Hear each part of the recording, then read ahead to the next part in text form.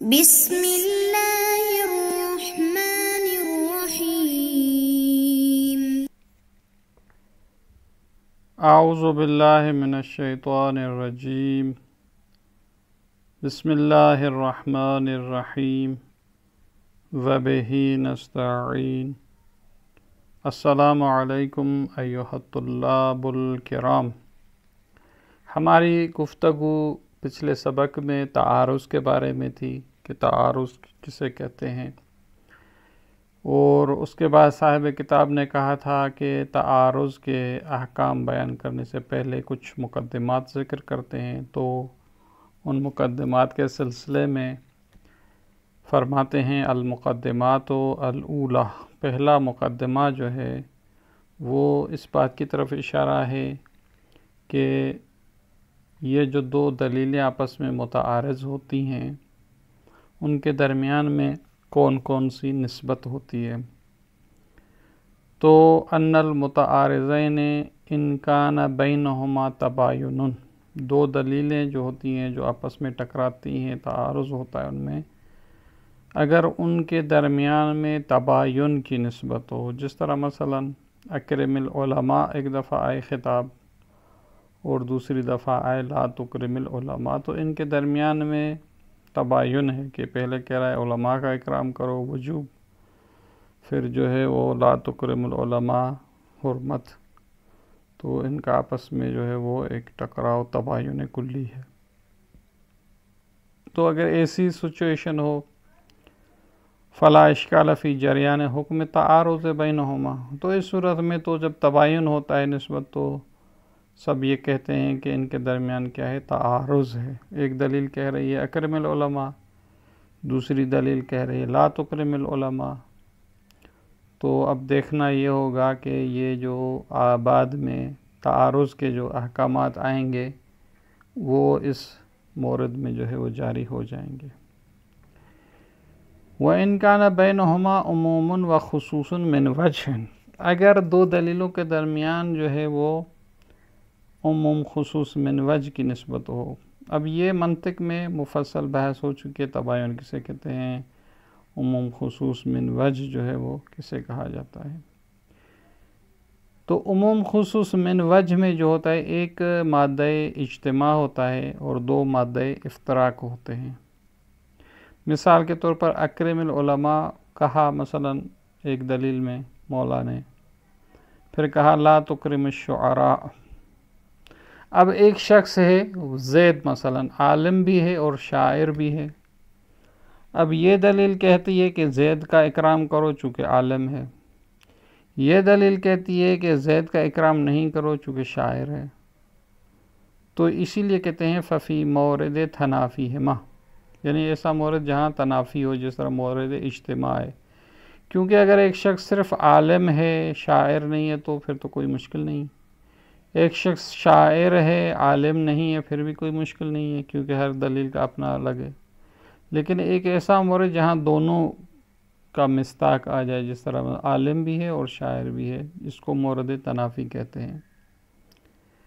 تو یہاں آپ کیا کرنا چاہیے، زید کا اکرام کریں عالم ہے، نہیں کریں چونکہ شاعر ہے؟ تو اس کے بارے میں مختلف یہاں پر اقوال ہیں کہ نقل بناء بعض العلماء علی الرجوع الی الاصول الجاریۃ فی ذلک المقام، بعض علماء کی طرف سے یہ نقل ہوا ہے کہ اب یہاں پر دونوں دلیلوں کا ٹکراؤ ہو رہا ہے، یہ دلیل کہہ رہی ہے زید کا اکرام کرو، یہ کریے نہ کرو چونکہ شاعر ہے، تو یہ تعارض اور تساقط ہو جائے گا، ان دونوں کو ہم کسی پر عمل نہیں کریں گے، بلکہ اصول عملیہ جو یہاں پر ہوں گے، اب وہ براءت ہے یا جو کچھ بھی ہے اس کے مطابق جو ہے وہ عمل کیا جائے گا۔ ایک نظریہ یہ ہے کہ نہ وَرُبَّمَا قِيلَ بِالتَّرْجِيحِ بَيْنَهُمَا بِمُرَجَّحَاتِ الرِّوَایَةِ أَوْ بِالتَّخْیِیر، دوسرے کہتے ہیں ان دونوں دلیلوں کا درست تعارض ہو رہا ہے، ٹکراؤ آپس میں، تو ہم دیکھیں گے ان دو دلیلوں میں سے کون سی جو ہے وہ مثلا سندن درست ہے، دلالتاً درست ہے، جو مرجحات روایت ہیں ان کو دیکھا جائے گا، یا پھر تخییر کے ہم قائل ہوں گے۔ تعارض اور تساقط یا اصول عملیہ کی نوبت نہیں آئے گی۔ تو ربما قیل بالترجیح بینہما، یعنی ان دونوں میں ترجیح دی جائے گی، بمرجحات الروایہ، دیکھا جائے گا ان میں سے کسی کو ترجیح ہے۔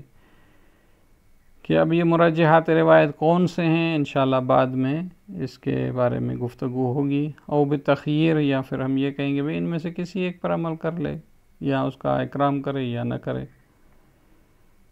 صاحب کتاب فرماتے ہیں وَلَعَلَّ الرُّجُوعُ إِلَى الْأُصُولِ أَقْرَبُ۔ صاحب کتاب فرماتے ہیں یہ جو پہلا نظریہ ہے کہ بھئی اصول عملیہ کی طرف رجوع کیا جائے گا، یہ میرے نزدیک جو ہے وہ زیادہ بہتر ہے۔ کیوں؟ لعدم شمول اخبار الترجیح والتخییر لمورد العموم والخصوص من وجہ،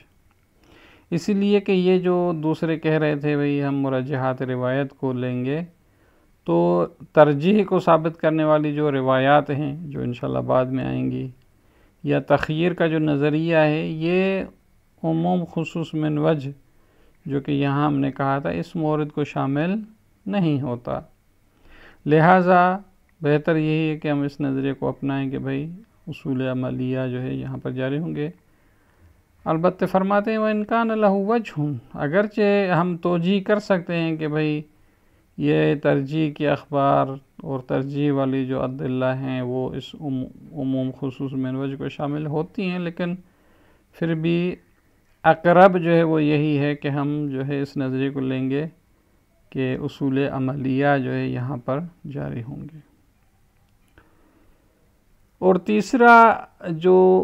نسبت ہو سکتی ہے دو دلیل کے درمیان میں تعارض کے لیے، وہ عموم خصوص مطلق کی ہے۔ وَإِنْ كَانَ بَيْنَهُمَا عُمُومٌ وَخُصُوصٌ مطلق، یعنی دو جو تعارض ہو رہا ہے دو دلیلوں میں، ان کے درمیان میں اگر عموم خصوص مطلق کی نسبت ہو، جس طرح مثلا اکرم العلماء یہ عموم ہے، لا تکرم الفساق منہم یہ جو ہے خاص ہے۔ اب یہ دلیل کہہ رہی ہے سارے علماء کا اکرام کریں، عالم ہو فاسق ہو کچھ بھی ہو۔ یہ دلیل کہہ رہی ہے کہ نہیں، عالم جو فاسق ہو اس کا اکرام نہیں کرنا، تو ظاہری طور پر ان کا آپس میں ٹکراؤ ہے، تنافی ہے ان کے درمیان میں۔ تو اگر عموم خصوص مطلق ہو، چونکہ یہ علماء جو ہے عام ہے، عادل اور فاسق دونوں کو شامل ہو رہا ہے، یہ جو ہے وہ دلیل خاص ہے، فقط فاسقین کو جو ہے وہ شمار ہو رہے ہیں۔ تو اب یہاں کیا کرنا چاہیے، کہتے ہیں یہاں جو ہے وہ فَيُجْمَعَ بَيْنَهُمَا بِجَمْعٍ عُرْفِيٍّ۔ صاحب کتاب فرماتے ہیں یہاں تعارض کے احکامات لاگو نہیں ہوں گے، بلکہ ان کے درمیان میں جمع کیا جائے گا، جو عرفاً جمع کیا جاتا ہے کہ بھئی خاص کو عام پر مقدم کیا جاتا ہے، جس طرح ہم یہ بات عام خاص کے باب میں پڑھ کے آئے ہیں۔ وَلَا يُحْكَمُ عَلَيْهِمَا بِحُكْمِ تَعَارُض، اور ان کے درمیان میں جو تعارض جو ابھی ہم پڑھ رہے ہیں وہ احکامات لاگو نہیں ہوں گے، اس لیے کہ لِأَنَّ الْعُرْفَ يُقَدِّمُ الْخَاصَ عَلَى الْعَامِ، یہ جو خاص ہے عرف اس کو مقدم کرتا ہے عام پر، کہتا ہے یہ جو مولا نے کہا ہے اکرم العلماء، تو یہاں سے مراد وہ علماء عادل ہیں، اور جو فاسقین ہیں وہ خود بخود جو ہے اس سے خارج ہیں، یعنی مولا یہ جو العلماء ہے تو یہاں علماء عادل ہی مراد ہیں۔ لہذا یہ جو لا تکرم الفساق ہے تو ہم یہ کہیں گے کہ فاسقین کا اکرام نہیں کرنا، چونکہ یہاں علماء سے مراد علماء عادل ہیں، لہذا اس طرح جو ہے مشکل حل ہو جاتی ہے۔ وَيُحْمَلُ الْعَامُ عَلَيْهِ، یعنی عام کو جو ہے اسی خاص پر حمل کیا گیا ہے کہ بھئی عام یہاں علماء عادل ہیں، فاسق خارج ہیں۔ یہ کیوں اس طرح ہوتا ہے کہ بھئی خاص کو عام پر مقدم کرتے ہیں؟ کہتے ہیں اس لیے کہ خاص جو ہے وہ اظہر ہے، اس کی دلالت قوی ہے۔ لِأَنَّ الْخَاصَ يَكُونُ غَالِبًا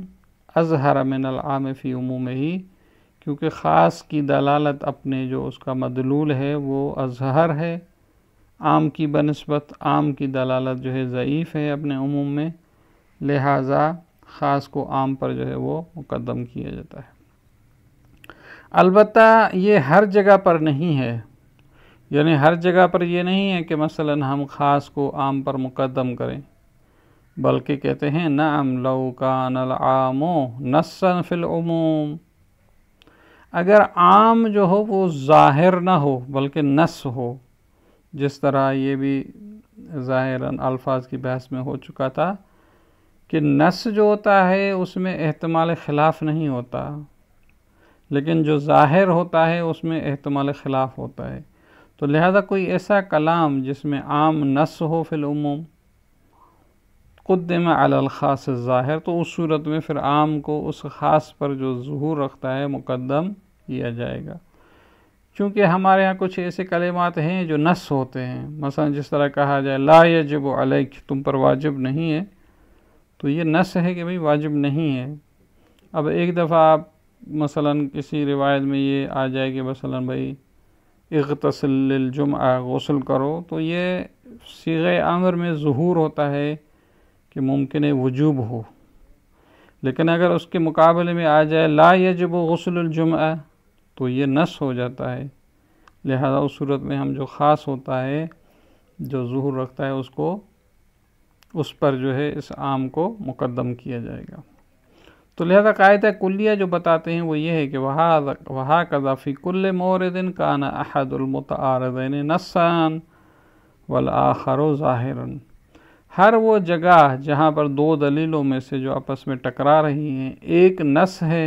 یعنی جس کی دلالت کاملاً جو ہے وہ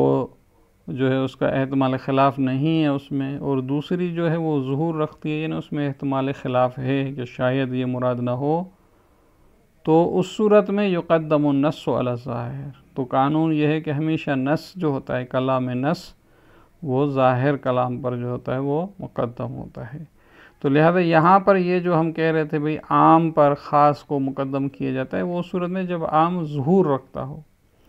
لیکن اگر عام نص ہو جائے تو یہ خود خاص پر مقدم ہو سکتا ہے.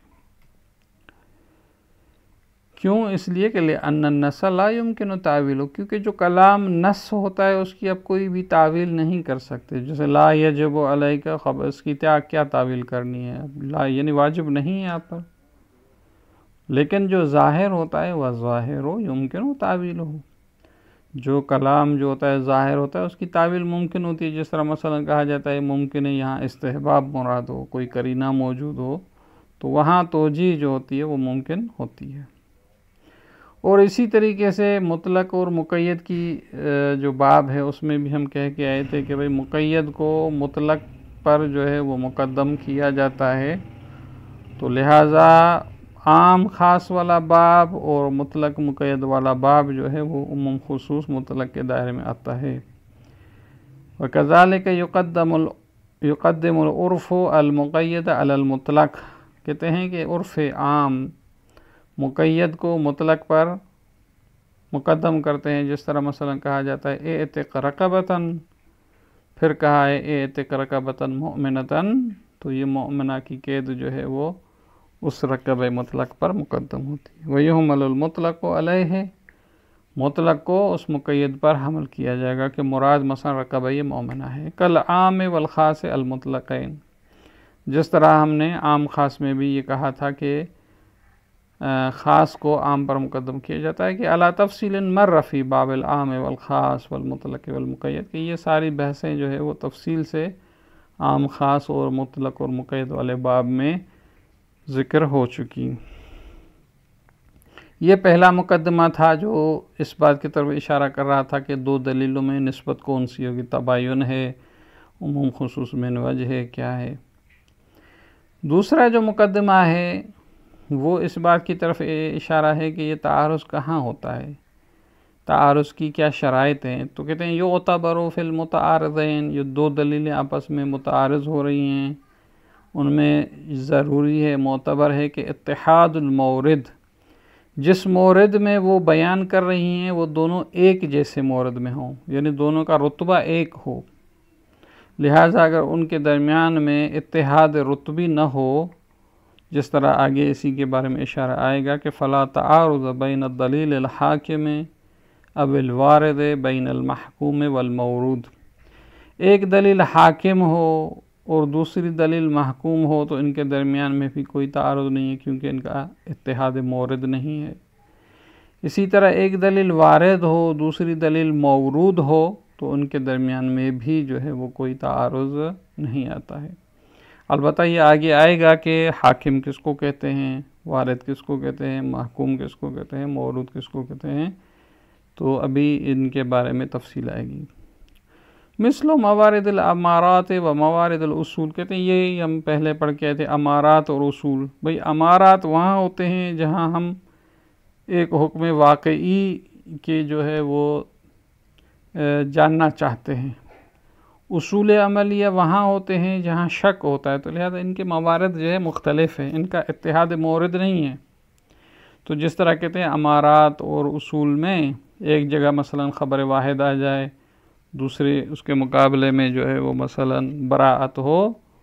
تو یہ امارہ جو ہے اور اس براعت میں کوئی بھی جو تعارض نہیں ہوتا، چونکہ امارات مقدم ہوتے ہیں۔ کیوں مقدم ہوتے ہیں؟ اس لیے کہ ان کے درمیان جو ہوتا ہے وہ مورد متحد نہیں ہوتا ہے۔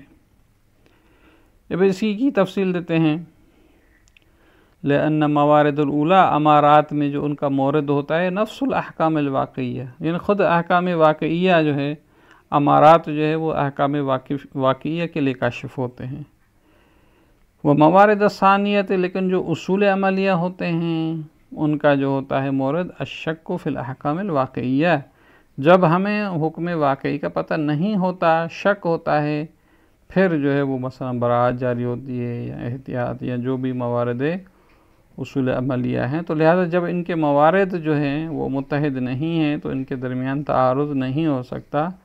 لہذا امارات میں اور اصول عملیہ میں وہ جو ہے وہ تعارض نہیں ہوتا۔ اب فرماتے ہیں کہ چونکہ ہماری گفتگو یہاں تک پہنچی ہے تو ولا بأس ہونا ببیان معنی التخصیص والتخصص والحکومت والورود بین الادلہ، لہذا کہتے ہیں یہ جو اصطلاحات ہیں تخصیص، تخصص، حکومت اور ورود، ان کے جو ہے وہ معنی کو ہم جو ہے یہاں پر بیان کرتے ہیں کہ تخصیص کس کو کہتے ہیں، تخصص کس کو کہا جاتا ہے، حکومت اور ورود جو ہے وہ ادلہ اور دلائل کے درمیان میں ہوتی ہے، تو ان کی اب توضیح دیتے ہیں۔ اب آتے ہیں تخصیص کی طرف کہ تخصیص کس کو کہتے ہیں۔ فرماتے ہیں فَتَخْصِيصُ هُوَ إِخْرَاجُ بَعْضِ أَفْرَادِ الْعَامِ عَنِ الْحُكْمِ، تخصیص وہاں ہوتی ہے کہ جہاں پہلے ایک عام ہوتا ہے، اس کے کچھ افراد جو ہے اس کو خارج کر دیا جاتا ہے عن الحکم، جو حکم ان عام افراد کے لیے ہوتا ہے، بلا تصرف فی موضوع العام، کہتے ہیں کہ اس عام کا جو موضوع ہوتا ہے اس میں کوئی تصرف نہیں کیا جاتا، اس میں کوئی چھیڑ چھاڑ نہیں کی جاتی، ولا فی الحکم، اور حکم میں بھی کوئی چھیڑ چھاڑ یا تصرف نہیں کیا جاتا، ڈائریکٹ افراد کو خارج کیا جاتا ہے حکم سے۔ مثلا کس طرح؟ مثل اکرم العلماء، مولا نے کہا بھئی سارے علماء کا اکرام کرنا،